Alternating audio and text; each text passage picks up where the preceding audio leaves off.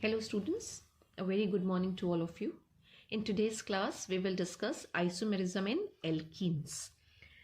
Alkenes में जब हम आइसोमेरिज्म की बात करते हैं तो एल्कीन्स पोजीशन और उसके साथ साथ रिंग चेन आइसोमर्स तो बनाते ही बनाते हैं, यानी रिंग चेन आइसोमेरिज्म शो करते हैं। लेकिन अगर हम स्टीरियो आइसोमेरिज्म की बात करें, स्टीरियो आइसोमेरिज्म जो है वो 3 तरह की होती है, ज्योमेट्रिकल, ऑप्टिकल और कन्फॉर्मेशनल। तो इन तीनों में से जो ज्योमेट्रिकल आइसोमेरिज्म है वो एल्कीन्स शो करते हैं। तो आज की क्लास का जो टॉपिक है वो है ज्योमेट्रिकल आइसोमेरिज्म, जिसको हम सिस और ट्रांस आइसोमेरिज्म भी बोलते हैं। अब ये ज्योमेट्रिकल आइसोमेरिज्म क्या है और सिर्फ एल्कीन ही क्यों शो करते हैं? तो एल्कीन्स का अगर हम स्ट्रक्चर देखें तो हमें पता है कार्बन कार्बन के बीच में डबल बॉन्ड आती है। डबल बॉन्ड का मतलब एक सिग्मा और एक क्या हो जाएगी, पाई। और हमें पता है किस तरह से सिग्मा और पाई का फॉर्मेशन होता है। अगर हम सिग्मा बॉन्ड के फॉर्मेशन की बात करें तो ये हेड टू हेड ओवरलैपिंग होती है ऑर्बिटल्स की, तो सिग्मा बॉन्ड बनता है। लेकिन जब हम पाई बॉन्ड की फॉर्मेशन की बात करते हैं तो पाई बॉन्ड में जो ऑर्बिटल्स होती हैं, पी ऑर्बिटल्स जो कार्बन की होती हैं, वो लेटरल ओवरलैपिंग करती हैं। इस तरह से ये लोब है इस कार्बन एटम के और ये लोब्स हैं इस कार्बन एटम के। ये लेटरल ओवरलैपिंग हो रही है और लेटरल ओवरलैपिंग से पाई बॉन्ड का फॉर्मेशन हो रहा है, यानी यहाँ डबल बॉन्ड आ जाएगी, पाई बॉन्ड आ जाएगी। लेकिन अब ये पाई बॉन्ड जब बीच में प्रेजेंट है तो अगर हम ये जो कार्बन एटम के साथ ग्रुप है, स्टीरियो आइसोमेरिज्म क्या होती है कि ग्रुप की पोजीशन अगर चेंज हो जाए, अगर हम उसको एयर में हैंग कर रहे हैं, स्पेस में हैंग कर रहे हैं, और अगर एटम्स की पोजीशन आपस में इंटरचेंज हो जाए तो हमारे पास डिफरेंट स्ट्रक्चर बन के आ जाएगा, उसी को हम आइसोमेरिज्म कहते हैं। लेकिन just because of the presence of pi bond, अगर हम ये जो दो एटम या ये कहें ये यहाँ पे दो ग्रुप इस कार्बन के साथ लगे होंगे, अगर हम उसको रोटेट करके इधर इस कार्बन के साथ लाना चाहें या इसका पोजीशन को चेंज करना चाहें तो वो पॉसिबल नहीं है। वो पॉसिबल क्यों नहीं हो रहा है? Just because of the presence of pi bond, right. तो ये पाई बॉन्ड को अगर हमने क्या किया, पोजीशन एटम्स की चेंज करने की कोशिश करी, तो हम ये पाई बॉन्ड्स को तोड़ देंगे। बेसिकली जो पाई बॉन्ड है वो कोप्लेनर नहीं रहेगा, या फिर ये कहें कि जो पाई बॉन्ड है वो ब्रेक हो जाएगा, और पाई बॉन्ड ब्रेक हो गया तो स्ट्रक्चर ही हमारा गड़बड़ हो जाएगा। तो जस्ट बिकॉज ऑफ दिस हम जब एल्कीन्स में आइसोमेरिज्म की बात करते हैं तो वहाँ कन्फॉर्मेशनल आइसोमेरिज्म नहीं आती है, वहाँ ज्योमेट्रिकल आती है। और किस कंसेप्ट की वजह से आती है? तो हम इसको बोलते हैं the concept of restricted rotation. Concept of restricted rotation लग जाता है यहाँ पे, कंसेप्ट ऑफ रेस्ट्रिक्टेड। रेस्ट्रिक्टेड मतलब रोकना, और rotation just because of the presence of pi bond, जो कार्बन के साथ ग्रुप लगे हुए हैं, एटम्स लगे हुए हैं, हम उनको रोटेट करके उनकी पोजीशन चेंज नहीं कर सकते। आपस में तो चेंज हो जाएगी, यहाँ एक ग्रुप है यहाँ एक ग्रुप है, हम आपस में तो इंटरचेंज कर सकते हैं, इधर भी और इधर भी, लेकिन इधर से इधर और इधर से इधर नहीं ला सकते। And this concept is only called concept of restricted rotation. उससे होता क्या है कि जो पोजीशन है कार्बन एटम की वो रिजिड हो जाती है, फिक्स हो जाती है with respect to each other. And this restriction in rotation makes the position of 4 groups attach to 2 carbon atoms. एक यहाँ ग्रुप होगा, एक यहाँ, एक यहाँ, एक यहाँ। तो जो चारों ग्रुप्स अटैच हैं इन दोनों कार्बन एटम्स के साथ, ये भी फिक्स हो जाएंगे in space, right, and that will be responsible for space isomerism, और उसी को ही हम बोलते हैं ज्योमेट्रिकल आइसोमेरिज्म। अब किस तरह से यहाँ पे ज्योमेट्रिकल आइसोमर्स बन के आएंगे, या फिर सिस और ट्रांस आइसोमर्स क्या हैं? तो अगर हम पहले डेफिनेशन की बात करें कि ज्योमेट्रिकल आइसोमर्स क्या होते हैं, तो हम कहते हैं ऐसे आइसोमर्स, यानी such isomers which shows the same molecular and structural formula but differ in the arrangement of atoms or groups in space due to restricted rotation around the double bonded atoms. They are only called geometrical isomers, और इस phenomena को हम क्या बोल देंगे? Geometrical isomerism. फिर से अगर हम समझे क्या है ज्योमेट्रिकल आइसोमर्स, ऐसे आइसोमर्स जिनका मॉलिक्यूलर फॉर्मूला और स्ट्रक्चरल फॉर्मूला दोनों सेम होंगे, सिर्फ चेंज कहाँ पे आ रहा है? अरेंजमेंट ऑफ एटम्स या ग्रुप्स जो इस कार्बन एटम के साथ अटैच्ड है। एक एग्जांपल के थ्रू अगर हम समझें तो अगर हमारे पास ये स्ट्रक्चर है, कार्बन कार्बन के बीच में डबल बॉन्ड है, एक एल्कीन बना लिया हमने, यहाँ H लगा दिया, यहाँ Cl लगा दिया, और यहाँ पे H लगा दिया और यहाँ पे Cl लगा दिया। ठीक है, अब हम इसका नाम पूछें तो इसका नाम क्या बनेगा? दिस इज 2 कार्बन है, रूट वर्ड क्या आ जाएगा? एथ, राइट। और दोनों कार्बन के साथ फंक्शनल ग्रुप लगे हुए हैं Cl, इस कार्बन के साथ भी, इस कार्बन के साथ भी। तो फर्स्ट कार्बन अगर ये है तो ये सेकेंड कार्बन हो जाएगा। तो दिस इज 1,2 डाइक्लोरो और इथीन। क्योंकि कार्बन कार्बन के बीच में डबल बॉन्ड आ रहा है तो नॉमेनक्लेचर में हम प्राइमरी सफिक्स क्या लेंगे? इथीन। बाकी Cl जो है वो प्रीफिक्सेस में चले जाएंगे। 2 Cl हैं तो 1,2 हो जाएगा और डाई क्लोरो और इथीन बन के आ गया। ये डाइक्लोरो इथीन का स्ट्रक्चर हो गया। अब ये स्ट्रक्चर हमारे पास है, इसका अगर हम आइसोमर बनाना चाहें तो कैसे बना सकते हैं? मॉलिक्यूलर फॉर्मूला सेम रखना है, स्ट्रक्चरल फॉर्मूला भी हमें सेम रखना है, सिर्फ हमें ग्रुप की पोजीशन को चेंज करना है। कैसे चेंज कर सकते हैं? कार्बन कार्बन के बीच में हमने डबल बॉन्ड बनाया। अब हम इस हाइड्रोजन को उठा के इधर तो नहीं ला सकते, ना ही इस Cl को इधर ला सकते हैं, लेकिन आपस में अगर हम पोजीशन इंटरचेंज कर दें, हमने Cl को यहाँ कर दिया और हाइड्रोजन को यहाँ कर दिया, और इधर हमने अगर एज इट इज रखा है ये H और ये Cl, तो अभी देखिए क्या हो रहा है। Molecular formula same. Molecular formula क्या? 2 कार्बन है हमारे पास, 2 हाइड्रोजन है हमारे पास और 2 Cl एटम है। ठीक है, 2 कार्बन का मतलब C2 हो रहा है, H2 हो रहा है, Cl2 हो रहा है। तो ये किसका स्ट्रक्चर आ रहा है? डाइक्लोरो इथीन का स्ट्रक्चर आ रहा है। ठीक है, molecular formula same, structural formula भी सेम है। इस कार्बन के साथ एक Cl, इसके साथ एक H, यही इसके साथ है, यही यहाँ पर भी है।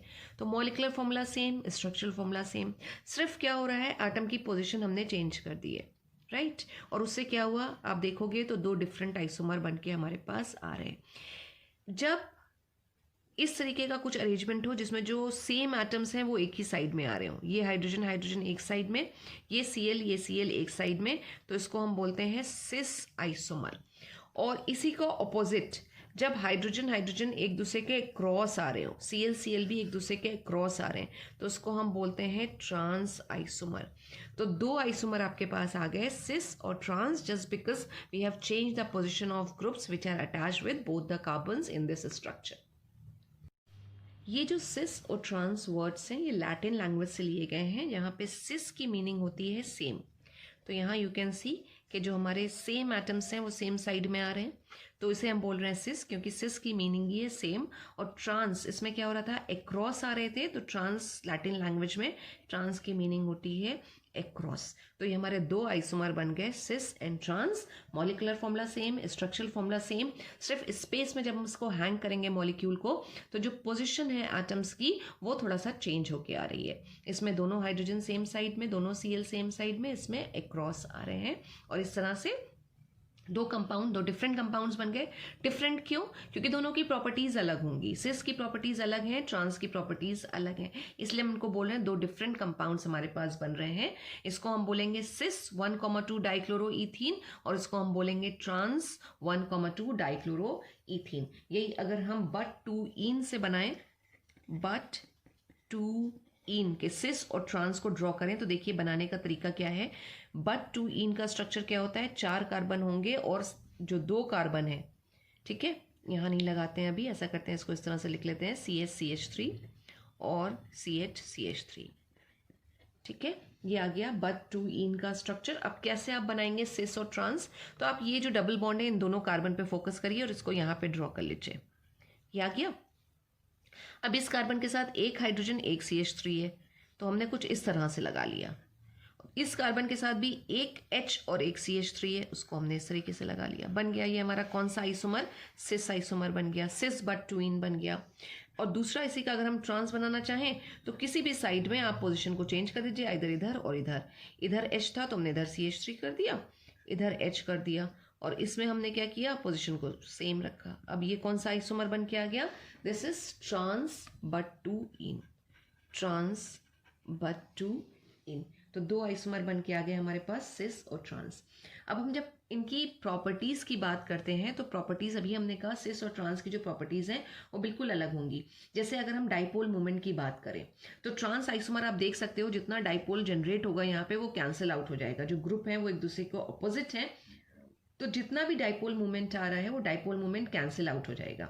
लेकिन सिस आइसोमर का क्या होता है, डाइपोल मूवमेंट हाई होता है, राइट तो इसका मतलब अगर हम सिस आइसोमर की बात करें तो सिस आइसोमर जो है उसकी प्रॉपर्टी में आएगी it will be more polar या पोलर होगा, ठीक है। लेकिन अगर ट्रांस आइसोमर की बात करें तो ट्रांस आइसोमर क्या होना चाहिए, क्योंकि डाइपोल मोमेंट कैंसिल हो रहा है इसलिए जो ट्रांस आइसोमर होगा उसका डाइपोल मोमेंट कंपैरेटिवली कम होगा या फिर उसको हम बोलेंगे वो नॉन पोलर होगा, राइट। ट्रांस आइसोमर ज़्यादा स्टेबल भी होता है। सेकेंड प्रॉपर्टी की अगर हम बात करें तो जो सिस है उसकी स्टेबिलिटी कम होती है, ठीक है। और सिस की स्टेबिलिटी कम क्यों जाती है कि जो स्टेरिक रिपल्शंस होंगे ग्रुप में वो क्या करेंगे, स्टेरिक रिपल्शंस का मतलब है सेम साइड में ग्रुप होने की वजह से वो एक दूसरे को रिपेल भी करेंगे और रिपल्शंस की वजह से जो सिस आइसोमर है वो लेस स्टेबल हो जाता है, लेस स्टेबल होगा ये। लेकिन जो ट्रांस आइसोमर है वो ज़्यादा स्टेबल होता है, ठीक है। और जो चीज़ कम स्टेबल होती है वो ज़्यादा रिएक्टिव होती है। तो जब हम रिएक्टिविटी की बात करेंगे तो ये ज़्यादा रिएक्टिव होगा, मोर रिएक्टिव होगा, क्योंकि इसकी स्टेबिलिटी कम आ रही है इसलिए इसकी रिएक्टिविटी ज़्यादा होगी। अब हम आते हैं मेल्टिंग पॉइंट, बॉइलिंग पॉइंट और सॉल्युबिलिटी पर। मेल्टिंग पॉइंट का मतलब क्या हुआ, कितने टेम्परेचर पे मेल्ट होना शुरू होंगे, ठीक है। तो जो ट्रांस आइसोमर होते हैं वो ट्रांस आइसोमर बहुत अच्छे से उनमें पैकिंग हुई होती है जिसे हम क्लोजली पैक्ड कहते हैं स्ट्रक्चर, राइट। तो जो ट्रांस आइसोमर है उसकी पैकेजिंग अच्छी हुई होगी और अगर पैकेजिंग अच्छी हो तो उसको मेल्ट करना थोड़ा डिफिकल्ट होता है और अगर मेल्ट करना डिफिकल्ट होगा तो वो हायर टेम्परेचर्स पे मेल्ट होंगे, राइट। तो जो ट्रांस आइसोमर है इनके मेल्टिंग पॉइंट हाई होते हैं, लेकिन जो सिस आइसोमर्स हैं उनके मेल्टिंग पॉइंट्स क्या होंगे, उनके मेल्टिंग पॉइंट्स हम पहले भी नंबर डाल देते हैं और मेल्टिंग पॉइंट की बात कर लेते हैं। ट्रांस के जो मेल्टिंग पॉइंट्स होंगे they will be having high, ज़्यादा होंगे, हाई मेल्टिंग पॉइंट्स। सिस से अगर हम कंपेयर करें तो ज़्यादा आएंगे। बॉइलिंग पॉइंट पे अगर हम आए तो बॉइलिंग पॉइंट जो है वो सिस आइसोमर का ज़्यादा होता है कंपैरेटिवली किसके, ट्रांस आइसोमर के। अब उसका रीज़न क्या है, ठीक है। तो जो सिस आइसोमर है अभी हमने कहा उसमें पोलैरिटी ज़्यादा है, पोलैरिटी ज़्यादा होने से क्या होगा, stronger intermolecular forces of attraction होंगे और अगर stronger intermolecular forces of attraction है तो जो बॉइलिंग पॉइंट है सिस आइसोमर का वो बढ़ जाएगा। तो यहाँ पे मेल्टिंग पॉइंट तो हाई नहीं है लेकिन जो बॉइलिंग पॉइंट है वो हाई है, high boiling point because of high intermolecular forces of attraction, ठीक है। अब सॉल्युबिलिटी की बात करें तो जो सॉल्युबिलिटी है वो एक पर्टिकुलर सॉल्वेंट में सिस की ट्रांस से ज़्यादा होती है, तो सिस की सॉल्युबिलिटी ज़्यादा आएगी, ट्रांस की सॉल्युबिलिटी कम होगी। तो हम अगर फिर से इसको लिखें इसके ऑपोजिट ट्रांस की प्रॉपर्टीज़ क्या होंगी, तो ये मोर पोलर था, ये नॉन पोलर हो जाता है क्योंकि डाइपोल मोमेंट कैंसिल आउट हो जाता है, डाइपोल मोमेंट बहुत ही कम होगा या ज़ीरो होगा।